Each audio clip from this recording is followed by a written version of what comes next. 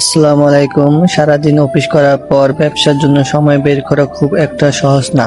সকাল থেকে সন্ধ্যা পর্যন্ত অফিস করি, তাই অন্য দিনের মতো মার্কেট যাওয়ার সুযোগ হয় না। আজকে যেহেতু শুক্রবার আমার অফিস বন্ধ থাকে, আর নিউ মার্কেট শুক্রবারও বন্ধ থাকে, তাই ব্যবসার জন্য প্রোডাক্ট কিনতে আমাকে বৃহস্পতিবারে রাতে বাঁচতে হয়।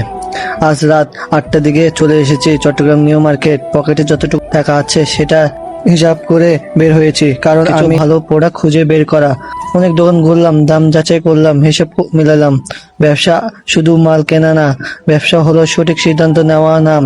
অবশেষে আমার পছন্দের প্রোডাক্টগুলো নিয়ে নিলাম। এখন শুরু হবে পরের ধাপ, বিক্রি করা। অনেকে ফলাফল দেখতে চায়, অনেকে শুধু ফলাফল দেখতে চায়, কিন্তু ফলাফলের পেছনে পরিশ্রমটা দেখে না।